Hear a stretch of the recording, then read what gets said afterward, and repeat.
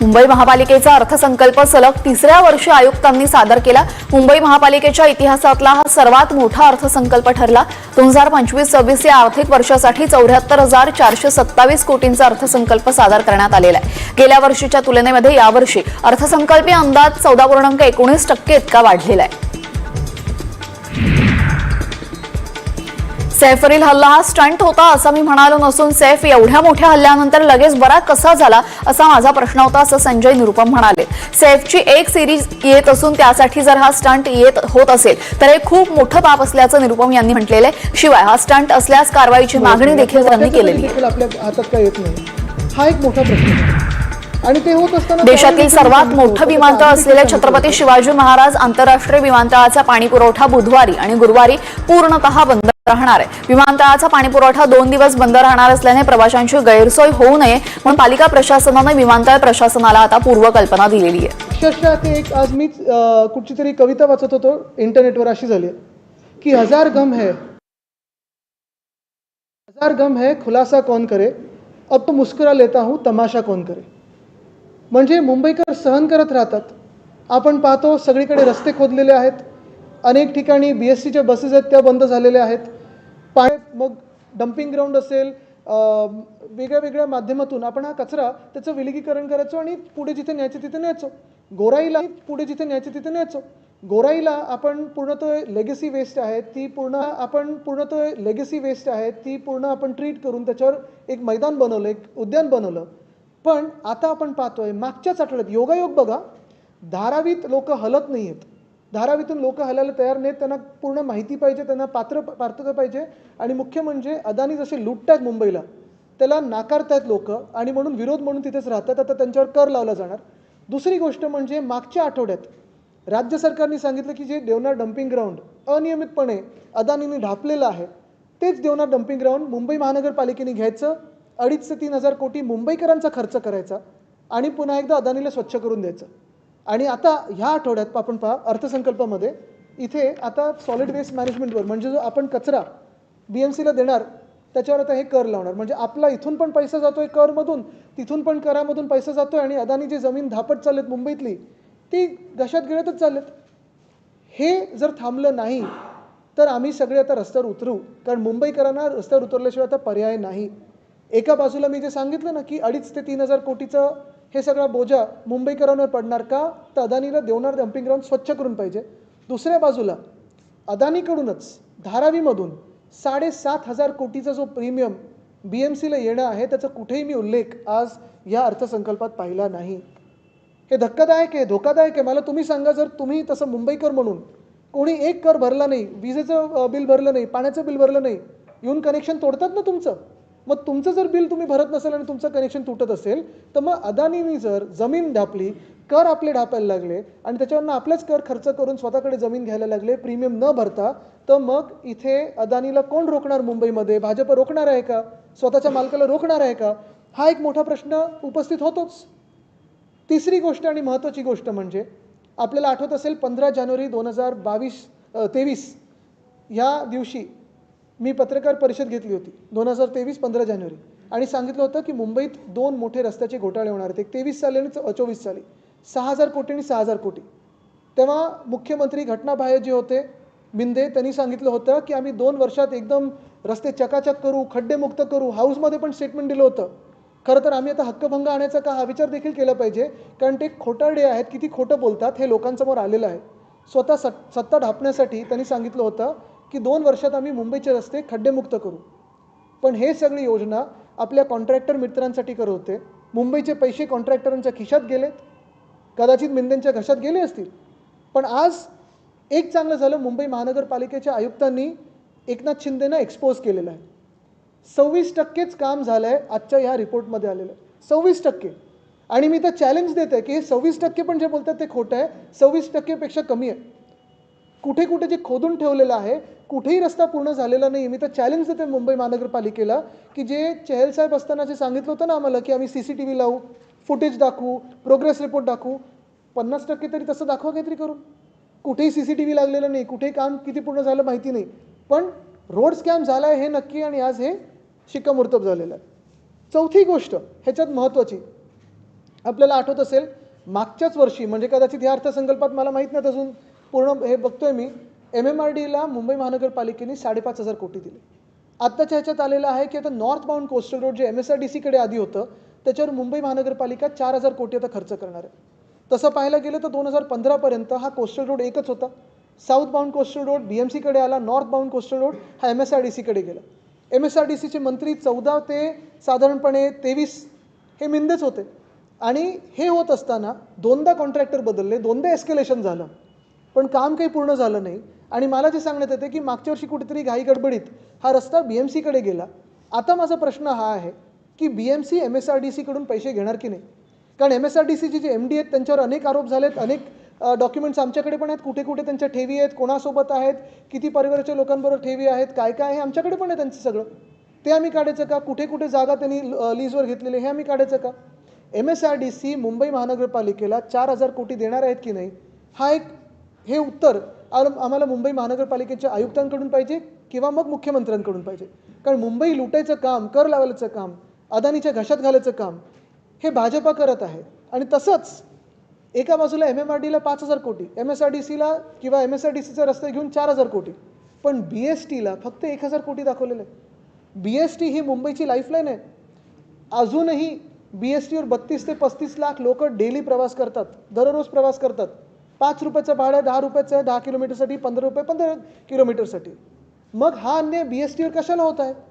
एका बाजूला आपण पाहतोय उधळपट्टी करायला पैसे आहेत, कॉन्ट्रॅक्टर्सना पैसे आहेत, MMRDसाठी पैसे आहेत, MSRDCच्या रस्त्यांसाठी पैसे आहेत, पण आपल्याच ज्या अंगीकृत सेवा आहेत, मग तसं पाहिलं गेलं तर हॉस्पिटल्स असतील किंवा BST असेल, एकंदर तिथे काम कुठेच मुंबई महानगरपालिकेचं दिसत नाही आहे.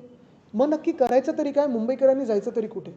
आपल्याला आठवत असेल मी अनेकदा सांगितलेलं आहे की आता कमिटेड एक्सपेंडिचर किंवा कमिटेड लायबिलिटी हे 2 लाख कोटीच्या पुढे गेलेलं आहे. गेल्या 2 वर्षामध्ये मिंदेंनी जे कॉन्ट्रॅक्टर्सची सेवा केली, त्यांचे पाय दाबायची सेवा केली, त्यांचा मसाज केला, इगो मसाज केला, 2.5 लाख कोटीचा आज कमिटेड लायबिलिटी आपल्याला दिसत आहे. हा बोजा एकनाथ शिंदेंनी मुंबईकरांवर टाकलेला आहे. मुंबईकरांच्या पैशांमधून स्वतः मजामस्ती केलेली आहे. आज देखील नगरविकास खातं त्यांच्याकडे. पुढच्या आठवड्यामध्ये आम्ही अनेक पत्र हे मुख्यमंत्री महोदयांना लिहिणार आहेत, जिथे जिथे अनियमितता झाली, मग गणवेशचा घोटाळा असेल ते अनेक गोष्टींमध्ये असेल, ह्याच्यावर मुख्यमंत्र्यांकडून चौकशी अपेक्षित आहे. जरी नगरविकास खातं हे उपमुख्यमंत्र्यांकडे असेल, गद्दाराकडे असेल, तरी आम्हाला स्वच्छ पारदर्शक चौकशी अपेक्षित आहे. एकंदर सांगण्याचा मुद्दा हाच आहे की एका बाजूला मुंबई महानगरपालिका आपण पाहतोय 2.5 लाख कोटी हे कमिटेड लायबिलिटीमध्ये, दुसऱ्या बाजूला मुंबईकरांवर सॉलिड वेस्ट मॅनेजमेंट म्हणजे कचऱ्यासाठी, घनकचऱ्यासाठी आता आपल्यावर चार्ज लावणार आहे. त्या चार्जमधून अदानीची जमीन धारावीची असेल किंवा देवनारची असेल स्वच्छ करून मुंबई महानगरपालिका अदानीच्या हातात देणार आहे. 7,500 कोटीचं जे देणं अदानी लागतं, अदानी समूह लागतो BMCला, 1 रुपया कुठूनही घेणार नाही आहे. तसंच आपण पाहिलं असेल दुकानदार, छोटे दुकानदार, झोपडपट्टीमध्ये जे दुकानदार आहेत त्यांच्यावर आता मुंबई महानगरपालिका जी भाजप चालवते सध्या, कारण तिथे महापौर नाही आहे, तेच भाजप ह्या छोट्या दुकानदारांवर देखील कर लावणार आहे. आणि हे सगळं होत असताना आपण पाहतोय ना केंद्राकडून मुंबईला मदत मिळत आहे, ना राज्याकडून मुंबईला मदत मिळत आहे. सगळं काही होतं आहे ते अदानीसाठी होतं आहे. आणि म्हणून मी पुन्हा एकदा आपल्याला तो शेअर वाचून दाखवतो जो आज मी ट्विटरवर पाहिला आणि मुंबईसाठी मला वाटतं एकदमच बरोबर आहे की 1000 गम है खुलासा कौन करे, 1000 गम है खुलासा कौन करे, अब तो मुस्कुरा लेता हूँ तमाशा कौन करे. आज के बजट को आप कैसे देख रहे हैं? BMC ने कहा है कि देश में सबसे बड़ा बजट हमने पेश किया है 74,000. बिल्कुल, देश में सबसे बड़ा लूटने वाला बजट आज पेश हुआ है. इसमें अगर आप देखें तो अदानी टैक्स जो मैं पहले से कहता आया था कि जो अदानी टैक्स हम पे लगने वाला है, मुंबई पे लगने वाला है, आज लगभग लग ही गया है. क्योंकि सॉलिड वेस्ट मैनेजमेंट में अगर यूज़र फी यानी कचरा उठाने के लिए मुंबईकरों को एक चार्ज लगने वाला है. जो छोटी दुकानें हैं, खास करके झुग्गियों में दुकानें हैं, उस पर प्रॉपर्टी टैक्स लगने वाला है. यानी एक तरफ आप देखिए उद्धव जी की जो सरकार थी उन्होंने 500 स्क्वायर फुट तक घरों पे एक प्रॉपर्टी टैक्स था वो रद्द किया था. और आज भाजपा की सरकार है जो झुग्गियों हो या छोटे दुकानदार हो उन पे प्रॉपर्टी टैक्स लगा रही है. हर एक आम मुंबईकर पे सॉलिड वेस्ट मैनेजमेंट यानी जो कचरा है उसको कचरा फेंकने के लिए टैक्स लगा रही है. और यही टैक्स के पैसे से देवनार की जो ज़मीन है जिसपे 3,000 करोड़ का खर्चा होने वाला है अदानी के हाथों देने के लिए, वो इस्तेमाल करने वाले. तो ये अदानी टैक्स ने तो क्या है. और यही धारावी से जो 7,500 करोड़ बीएमसी को आने हैं वो तो लिए नहीं है।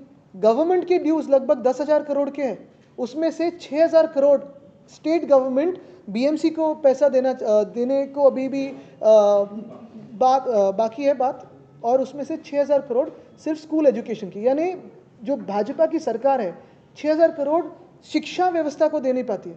एक तरफ आप देखिए दिल्ली में आम आदमी पार्टी की शिक्षा व्यवस्था पे उन्होंने फोकस किया, स्कूलों को ठीक किया, बेसिक प्राइमरी एजुकेशन को ठीक किया, सेकेंडरी एजुकेशन को ठीक किया। हमारे समय में हमने सीबीएसई हो, आईसीएसई हो, आईबी हो, काफ़ी सारे काम किए। जैसे अभी साईनाथ हमारे साथ यहाँ बैठे, उन्होंने तो एजुकेशन कमेटी में काम किया।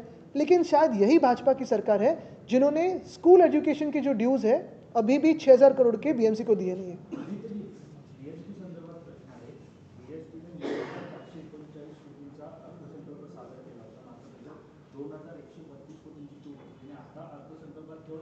एक 1,000 कोटी त्याच्यात पण आपण बघा, फायनान्स कमिशनमधून आम्ही जे पैसे द्यायला सांगितले होते इलेक्ट्रिक बससाठी ते दिलेले आहेत। काही ठराविक आहेत ते त्यांच्या पेन्शनसाठी आहेत, पण त्याच्यात ग्रॅच्युइटी आहे, पेन्शन आहे, पगार आहे, बसेस वाढवण्यासाठी आहे। बसेस ज्या आत्ता फ्लीटमध्ये आहेत, मला वाटतं 186 डिझेलच्या बसेस आहेत, अनेक CNGच्या बसेस आहेत आणि एक 401 इलेक्ट्रिक बसेस आहेत। त्या मेंटेन करायला कोण पैसे देणार आहे? डेपोज जे आहेत त्याचं स्वच्छता असेल, त्याचं मेंटेनन्स असेल, त्याचे कोण पैसे देणार आहे?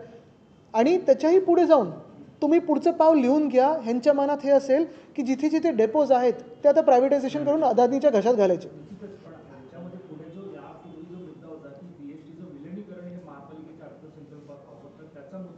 बघा तुम्ही सांगू का, विलिगीकरण एक मुद्दा होऊ शकतो, तसं एसटीच्या पण कर्मचाऱ्यांची मागणी होतीच ना, आणि तेव्हा भाजपच रस्त्यावर होती। आता मध्ये कोणावर तरी आरोप झालेत की ते पैसे खाल्ले त्यांनी, ते सगळं जरी होत असलं तरी बेसिक मुद्दा हा राहतो ना की तुम्ही जे पैसे देणं लागता तुम्ही MMRDला देऊ शकता। MSRDचा रस्ता घेता आणि 4,000 कोटी दाखवता, मग BST आम्ही तर मदत केली होती आमच्या सरकारच्या वेळी, तुम्ही का नाही करू शकत BSTला?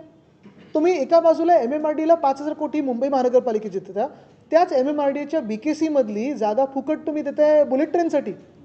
काय संबंध आहे मुंबई आणि त्या बुलेट ट्रेनचा? कोणाचा फायदा होणार आहे? गुजरातचा होणार आहे, मुंबईचा कुठे होणार आहे? एक मिनिट, एक बेस्टच्या ज्या बसेस आहेत त्या वेटलिस्टवर राहतात, त्यामुळे बेस्ट खूप तोट्यात जाते। ही गोष्ट बघून एसटीनं आता असा नवीन निर्णय घेतलेला आहे की येत्या काळात ते वेटलिस्टवरच्या बसेस घेणार नाही, ते स्वमालकीच्या बसेस होतील। 2000 तुम्हाला सांगू ह्याच्यात थोडी ह्याच्यात नाही तुम्हाला सांगतो ह्याच्यात चर्चा थोडी मोठी आणि व्यापक झाली पाहिजे। कारण कधी कधी काय एक व्ह्यू असतो, वेटलिस्ट म्हणजे ओपेक्स आणि कॅपेक्स तुम्ही कसा वापरता ह्याच्यावर पण एक व्ह्यू असू शकतो। फेम 1मध्ये इलेक्ट्रिक बसेससाठी केंद्र सरकारचं होतं की कॅपेक्सच म्हणजे तुम्ही विकतच घ्यायच्या। ओपेक्स मॉडेलमध्ये काय होतं की तुम्ही पर किलोमीटर जो कोणी तुमच्यासाठी चालवतोय त्याला तुम्ही पैसे देऊ शकता। आता तुम्ही कुठच्या मनस्थितीतून काम करता हे एक आहे। काही काही वेळा तुम्ही एखाद्या बसेस त्या विकत घेतल्यानंतर काही ठराविक वर्षांतर त्या लायबिलिटी होतात, तुमचं मेंटेनन्स तुमच्यावर येतो। ज्या ओपेक्स मॉडेलवर चालतात त्या लायबिलिटी तुमच्यावर येत नाही, रिपेअर वगैरे ते सगळं कॉन्ट्रॅक्टरवर असतं।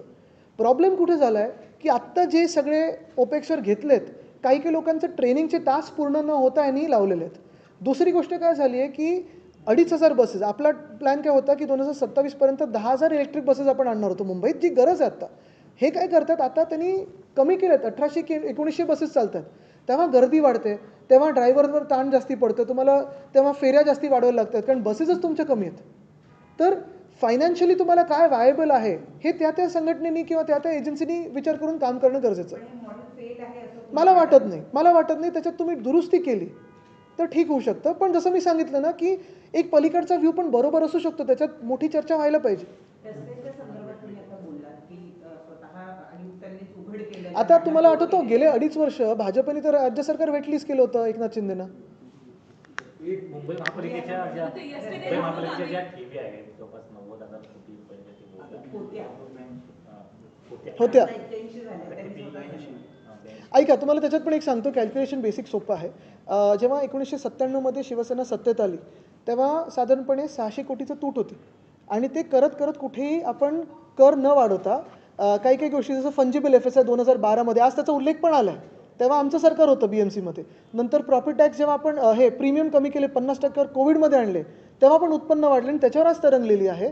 उलटा आम्ही हे पण सांगत होतो की ऑक्ट्रॉय देखील मुंबईसाठी महत्त्वाचं होतं। आज GSTचं देणं येत नाही वेळेवर, तरी देखील फंजिबल FSI असेल अनेक ह्या वेगळ्या गोष्टी करून स्कीम्स करून आपण या ठेवी 600 कोटी डेफिसिटमधून 92,000 कोटीच्या सरप्लसमध्ये 22पर्यंत आणल्या।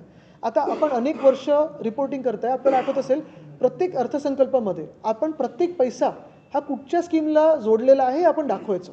साधारणपणे 12-12.5 कोटी कोस्टल रोडला होते, GMLRसाठी 8-8.5 कोटी होते, STPसाठी काही ठराविक होते, पेन्शनसाठी असेल, शिक्षणासाठी असेल.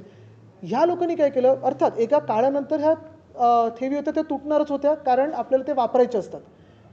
पहिल्यांदा असं झालं आहे की GMLR असेल किंवा कोस्टल रोड असेल, डिझाईन चेंज करून एस्केलेशन केलं आणि कॉन्ट्रॅक्टर्सला किती एस्केलेशन मिळालं आहे तिथे प्रॉब्लेम झाले. ठेवी कधी ना कधीतरी तुटणारच होते, कारण आपल्याला त्या कामासाठी वापरायचे आहेत. पण हे जे अधिकचे पैसे कॉन्ट्रॅक्टर्सनं दिलेले आहेत ना, ते कोणाच्या खरं खिशात गेलेत हा आपण विचार करणं गरजेचं आहे. नाही, पण दहिसर जो मीरा भाईंदरचा जो रोड बनवला आहे, मुळात मुंबई महापालिकेच्या हद्दीच्या बाहेर बनवला आहे. बरोबर आहे. मग ही नवीन प्रथा पाडली जात आहे. आता त्यावेळी हा रस्ता आम्हीच प्रस्तावित केला होता, मीच त्यावेळी पालकमंत्री होतो. पण ह्याच्यात मुंबई महानगरपालिका जे फंडिंग देणार होतं, पुढे मीरा भाईंदर महानगरपालिका देखील ह्याच्यात एक सहभाग होणार होता. आता हे कुठपर्यंत रस्ता जाणार आहे, त्याला काही एक्सटेन्शन आहे का, नगरविकास खात्याकडून काही मदत मिळणार आहे का? आणि जसं मी सांगितलं ना की हा एक नवीन पांडा पडत चाललेला आहे की MMRDला 5,500 कोटी कशाला द्यायचे आपण ना. मुंबईचं तिथे कोणी नागरिक बसतो त्या बॉडीवर, ना कोणी निवडून जातो.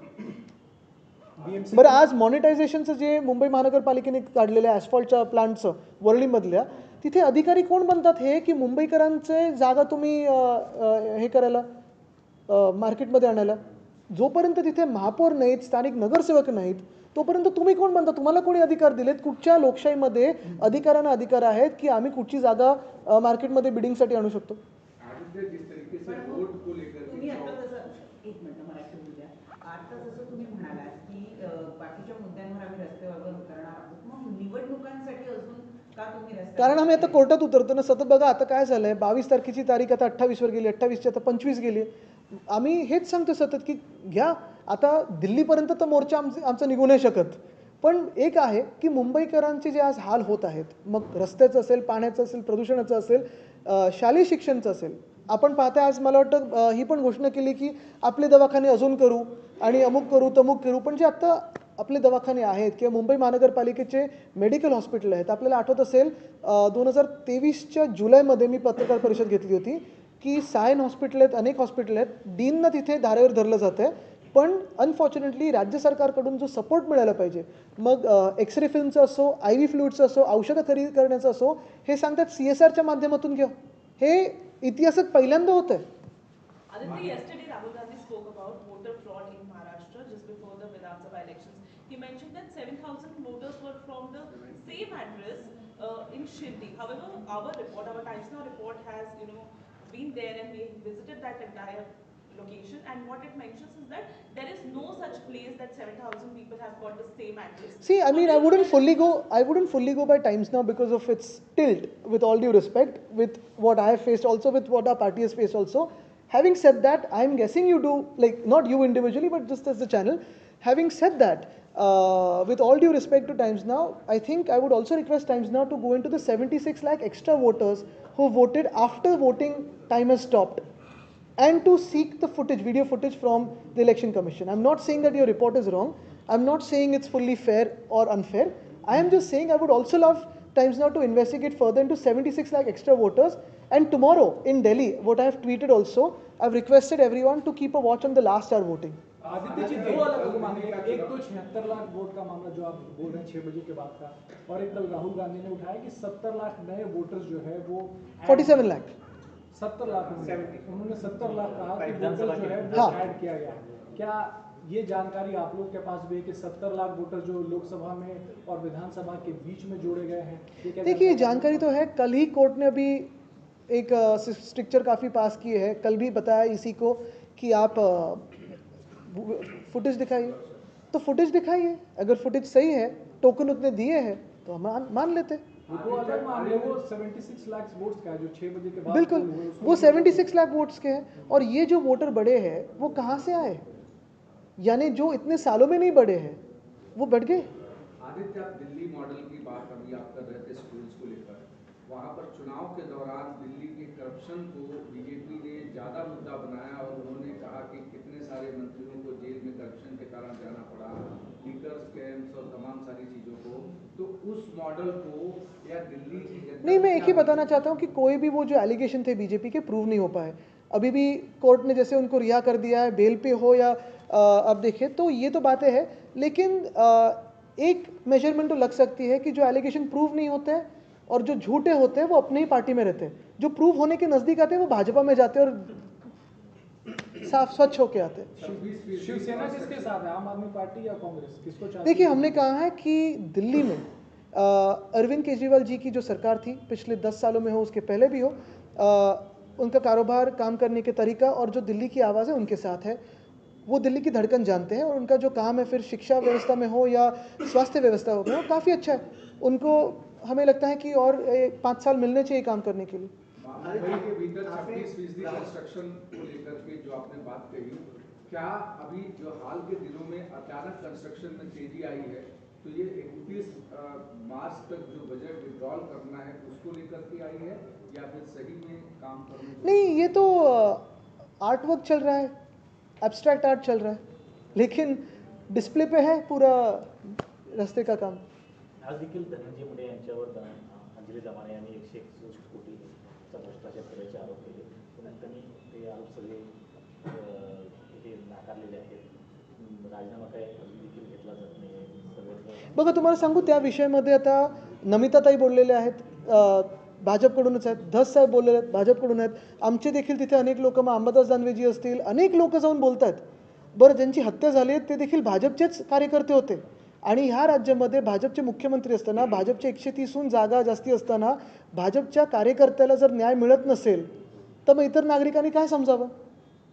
भाजपच्या कार्यकर्त्याला न्याय न मिळून एखाद्या मित्राला वाचवण्याचा प्रयत्न होत असेल तर मग काय समजावं? कल राज्य सरकार ने ऍडव्हान्स देण्याच्या संदर्भात मुंबई महानगरपालिकेच्या रस्त्यांच्या वेळेला एकदा एक मुद्दा काढला होता की ऍडव्हान्स मध्ये पैसे दिले गेले. Advance mobility. तसाच प्रकार जो आहे तो यात झालेला दिसून येतो. 100% ऍडव्हान्स दिला गेला आहे असा आरोप अंजली दमानी यांनी केला. एखाद्या कंपनीला कंत्राट देण्याच्या आधीच त्या कंपनीला 100% ऍडव्हान्स दिला गेला असा आरोप त्यांनी असेल, तसं असेल तर मोठी गोष्ट आहे. कल राज्य सरकार ने मराठी स्पीकिंग को सभी सरकारी दफ्तरों में लाने का फैसला किया है. हिंदी में बात मत करिए. तर प्रश्न मराठीत आला पाहिजे आणि तुमचं मराठी उत्तम आहे, त्यांचं मराठी चांगलं आहे, पण ते जेव्हा गरज असते तेव्हाच मराठीत बोलतात, नाही तर नाही बोलत. लेकिन ये सरकारी जानकारी नहीं है ना. राज्य सरकार ने अभी ठीक है, अगले दम में हो सकता है ना. पण राज्य सरकारने हे जे फैसला घेतलेला आहे त्याच्यामध्ये तुम्हाला काय वाटतंय की ह्या आनंदाची गोष्ट आहे, आनंदाची गोष्ट आहे. पण अजून एक गोष्ट तुम्हाला सांगतो, मुंबई महानगरपालिकेच्या माध्यमातून मराठी नाट्य आणि कलादालन आम्ही गिरगाव चौपाटीवर बनवत होतो. मला असं सांगण्यात येत आहे की ह्या भाजपच्या सरकारने मराठी नाट्य आणि कलादालन जे जिथे आत्ता ते ठक्कर्स वगैरे जिथे आहे ना ते रद्द केलेलं आहे. हे कशासाठी केलं? मराठी भाषा भवन आत्तापर्यंत पूर्ण झालं असतं काम, त्याच्यात आता काही वेगळे ऑफिसेस घुसलेले आहेत. हे कशासाठी केलं आहे? माझी विनंती हीच राहील मुख्यमंत्री महोदयांना की जिथे आम्ही प्रस्तावित केलं होतं मराठी नाट्य आणि कलादालन, तिथे ठीक आहे ना, म्हणजे आमच्या काळी प्रस्तावित झालं असेल तर तुम्ही क्रेडिट घ्या, नो प्रॉब्लेम, पण ते काम तर पूर्ण करा. सगळे नाट्य कलाकारांना एकत्र बोलवा आणि जे कलादालन होतं, जे म्युझियम होतं ते पूर्ण करा. तसंच मराठी भाषा भवन देखील लवकर पूर्ण करा. क्रेडिट वॉर सुरू आहे. बिलकुल नाही, मला तर मी तर हेच सांगतोय की क्रेडिट घ्या पूर्ण, पण काम करा. अब बीएमसी के काम करने पर सवाल उठा रहा है. जो बीएमसी कमिश्नर ने कहा कि 82,000 करोड़ रुपए फिक्स डिपॉजिट में है, जो बीएमसी के अच्छी आर्थिक स्थिति को बताता है पिछले कुछ सालों में. जो नहीं, मैंने तो कहा है कि मैं उनको शुभकामनाएं देता हूँ और आभार भी मानता हूँ उनके, क्योंकि उन्होंने आज तो एकनाथ शिंदे जी को एक्सपोज किया है. जो झूठ वो कह रहे थे कि अगले 2 साल में 23 से लेकर 25 तक मुंबई पॉटहोल फ्री हो जाएगी, आज उन्होंने बताया रिपोर्ट में कि सिर्फ 26% काम हुआ है. और मैं ये भी चॅलेंज करता हूँ कि 26% नहीं हुआ है काम. आणि त्यांचं असं म्हणणं आहे की पावसाळा 2026च्या आधी एक नाही, तुम्ही हाऊसमध्ये बघा, ते 2 वर्ष बोललेले. आता आयुक्त असं म्हणतात की 2026 आयुक्त कदाचित खरं बोलत असतील, पण एकनाथ शिंदे खोटं बोलतात.